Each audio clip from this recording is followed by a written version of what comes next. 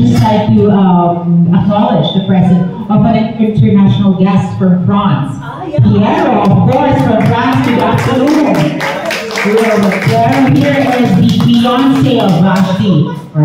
Yeah. So we're very happy to have an international guest who has seen so many pride celebrations in different cities and different countries. And maybe he can also share how we are starting to move in our country as well, the Philippines.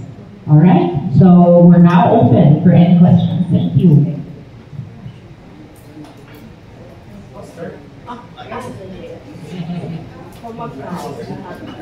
Hi, good evening. I'm John Guada from Kumakaw.com. I'm a vlogger. First of all, congratulations on the coalition. This is really, well, it's not a great thing to happen. It's needed. I think that's the most apt word that could best describe this. It's needed. Now, I know there are a lot of pressing matters that you have to do, that you have to support. What is the most pressing matter that you would want to do right now?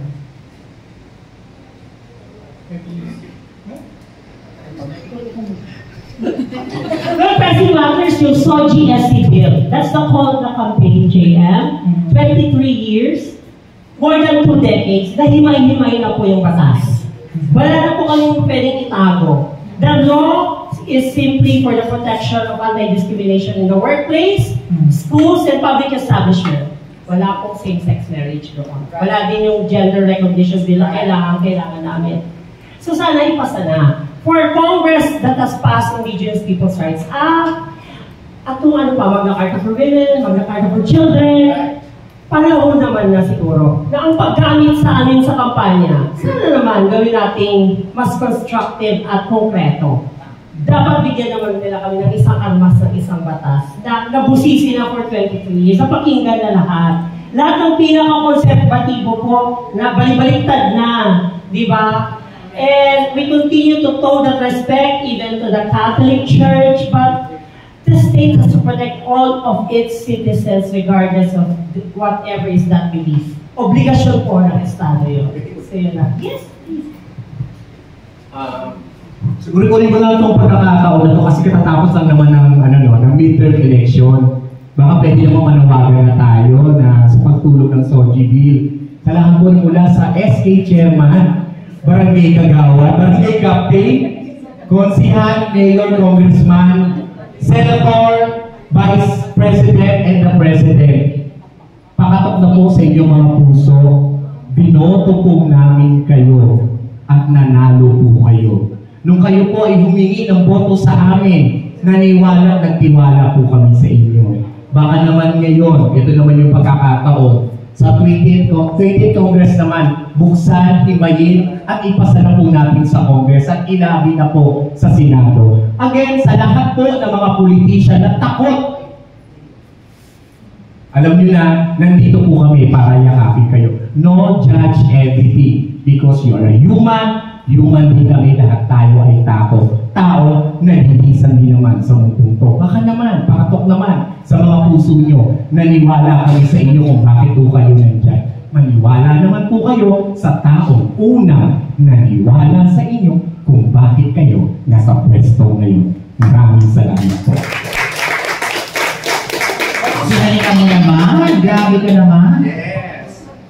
Ms. Vance, I know, you know, we've discussed this like a couple of weeks ago with regards to the political matters that hinder passing of the SOGIE bill, including, of course, the personalities, because this has become really personal already.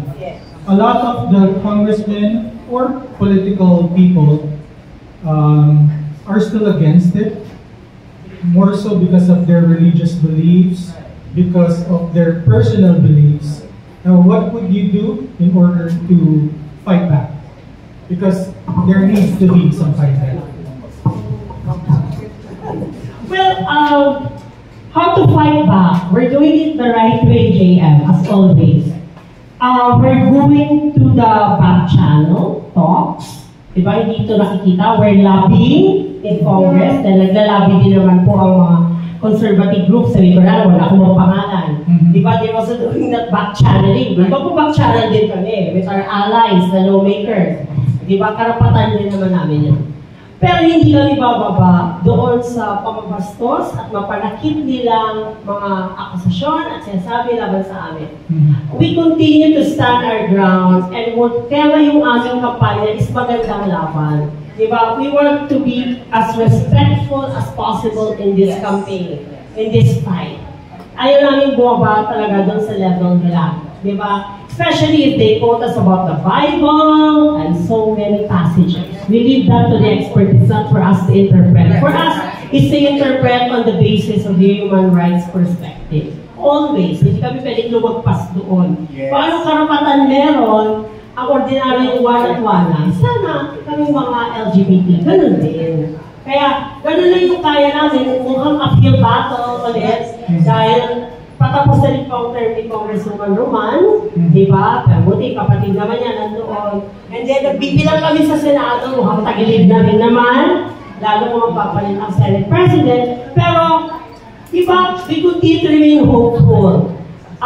Hindi na lang kasing ganda ng kwento ni Ms. Barbie na 25 years, ito nagka-transition na siya. Mukhang nasadla, 23 years yung batas. Diba? Nagbago-bago lang yung hugis ng kanyang pangalan, pang ADB noon, so GSC na ngayon. Ang nilalaman po, pareho pa rin.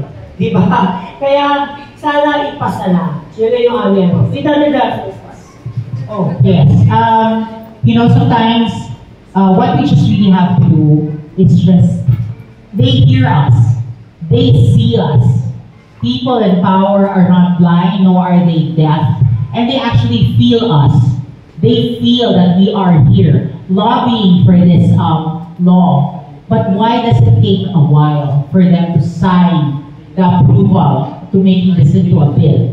Sometimes, we just really need divine intervention. We just have to be patient, because patience is a virtue. And the next thing you know, everything will be served in a silver platter. Maybe right now, it's not yet there. Malayo na ang nagagawa natin para sa SOGI bill, pero malayo pa. Madami pang pwedeng gawin. Pero these people in power and administration, they hear us, they see us, and they feel us. That's why they compromise in certain ways. Maari man ngayon, hindi pa siya nandiyan siya ang maging parte ng ating batas. But sooner or later, we will get there. Pretty hopeful for 25 years. No, parang, siguro, kasi I know you guys are of course the regulars, because now you're not just one, you're four organizations.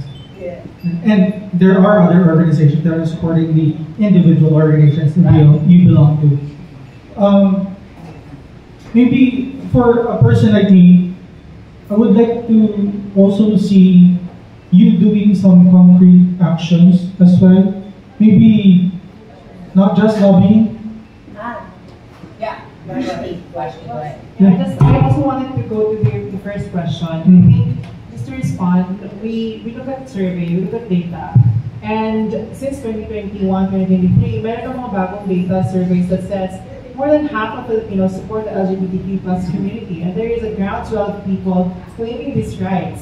So I think napaka-importante na point na yun to hold really our government officials to pass the bill. And we also have to look at it na sabi nga ni Ms. Barbie, malayo na tayo. For the last 23 years of organizing, we have articulated protections needed on the basis of gender identity, gender expression, sexual orientation, and sex characteristics. Nakikita natin from the Silverio case until now, Magna Carta of Women, Safe Spaces Act. So we, at some point, may movement na nangyayari, di ba? So for us, for STRAP, aside from supporting the comprehensive anti-discrimination bill that includes sexual orientation, gender identity, and gender expression, our now endorsed bill on legal gender recognition, and then the SOGI Equality Bill, we also provide, as you said, you're trying to ask for what other concrete steps that we do. We do legal accompaniment. No, our support, syempre advocacy is a big work. And I think you have to recognize that this advocacy work demanding for more work for us to do, you have to also understand that we are also limited in terms of our capacity. But we are doing our best to make sure that our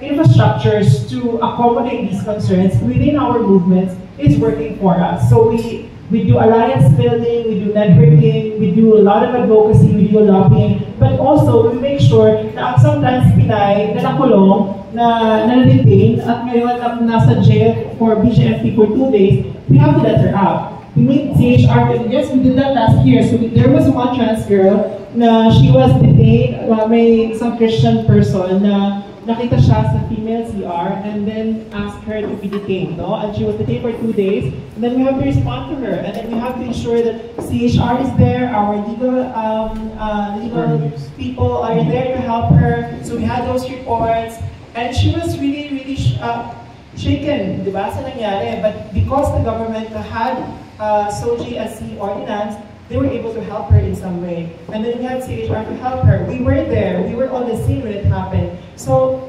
these kinds of things, because we have very limited time to say it, of course we'll not say it here. It is, we're moving in all, in these spaces. And so I think there's that recognition. And even if we're not doing it, advocacy work is still a big thing. It's still something that needs to be done. And that's why, this kind of campaign is important to put the faces out there.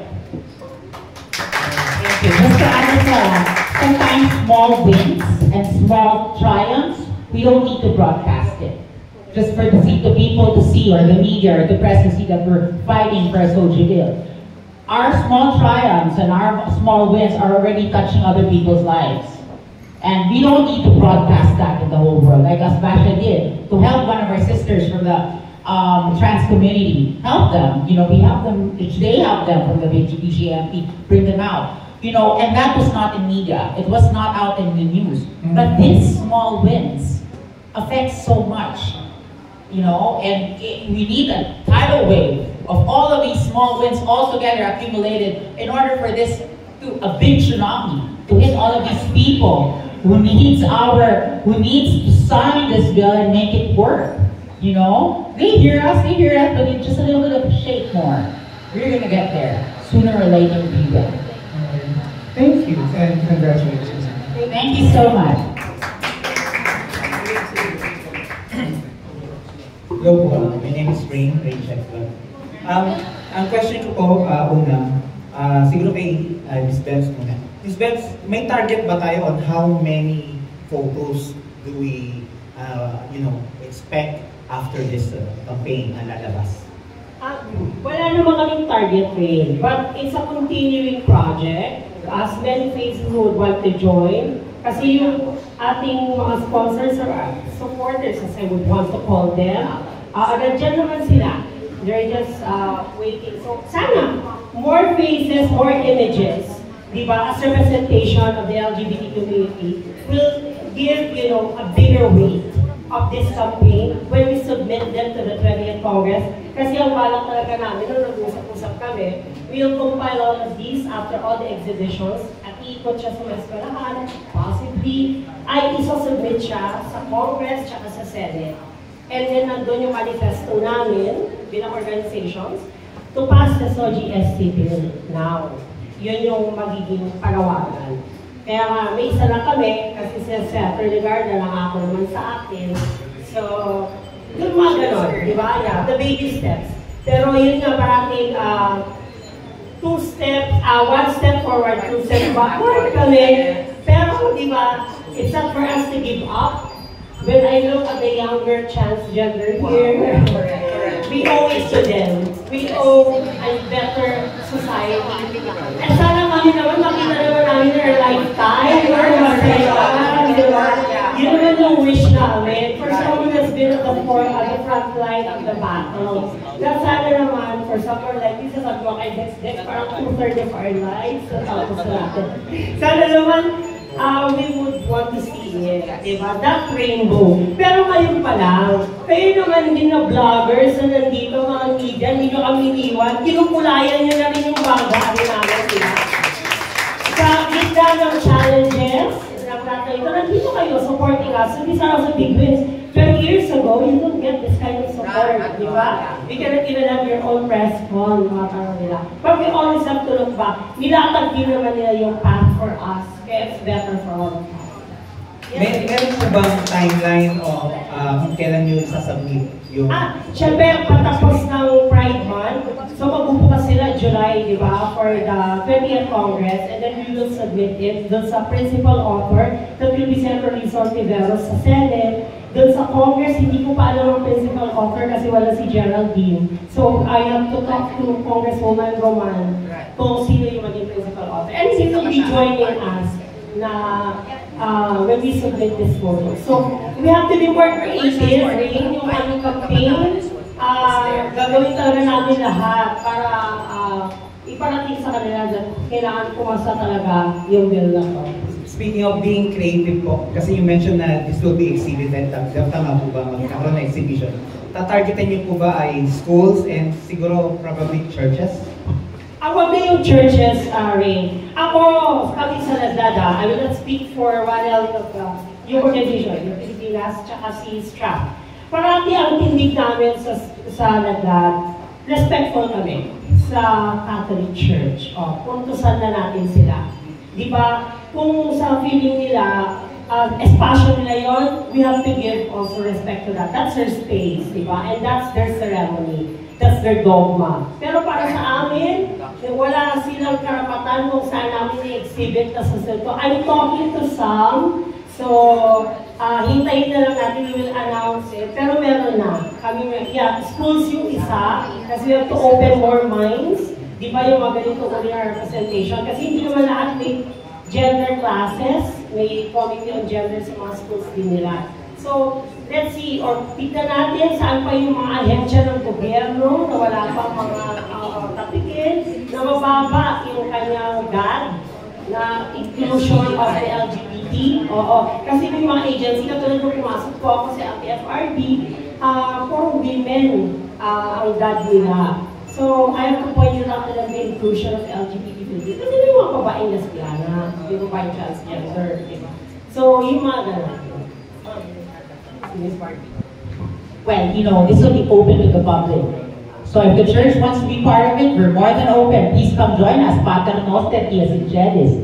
Nomini Patris Filii Spiritus Sancti. Well, I am a devout Catholic. I have always believed that God is the creator of everything. And why should they be the ones to be, you know, separate from us? As the Pope once said, remember our former Pope, may his soul rest in peace, our saint, who am I to judge? So, why wouldn't they be part of it? If they want, please come see that these are the faces of callers that needs simple as human rights. And that's what just we want. Maybe they can speak also in our behalf as well. And it would be great to bring in everyone to see this campaign that we're really fighting for. Simple as that. It's the SOGIES bill. Sign it. Make it pass in our lifetime, you know, for our generation. And I'm proud of this new generation that's here. 27 million votes. Right? 27 million votes of this new generation, the last May 12 elections. I mean, they're just so unified. What about us? If you can't take the torch from us, you know, and make this a win for us as well. Your wins, our wins as well. Simple as that. Thank you. Last question ko po. Ay, opo. Kasi ang description sa international communities, there is a parang dark cloud, parang roving or hovering sa LGBT community ever since after the US election. So, is this true or yung epekto ba nito ay hanggang dito sa Pilipinas? Well, it's more in the business sector, I think. It's more in the business sector, it's more in all those political sectors in the government of the United States of America. But I don't see it as a dark cloud. I see it as a ray of sun because it's more of the unification of the LGBT in the whole world. If one person could keep us from making an executive order that there are only 2 genders in the world, which is male and female, the more he has brought in all of these LGBT from all over the world to unite. If you suppress the LGBT in a certain country, they will have to find allies and friends of the community from different parts of the world. I don't see it as a dark cloud. I see it as a ray of sun. Maybe, just maybe, this could be a sign from God that this person will try to say things against our community, and now the community starts to come in and starts getting unified.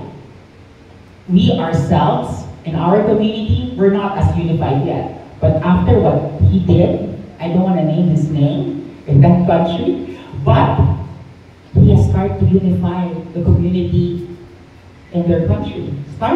It's starting, and they're tapping us. Just to share, PFIP, the Philippine Financial and Inter-Industries Pride, is an organization that handles the LGBTQIA+ community in the workplace. Our company members are from the top 100 companies in the Philippines, international companies, Coca-Cola, JP Morgan, Wells Fargo, and oil. People working for these companies are well protected and taken care of by the Philippine Financial and Inter-Industries Pride. And we have stories of employees from their country to come to the Philippines and work here instead. Isn't that something great? It's a unification starting to happen. One person in a bad way could think to destroy our community, but instead he's starting to unify it. So instead of bashing this person, thank him because he's opened a lot of eyes of members of our community. Thank you. Thank you. Ako na magtatanong.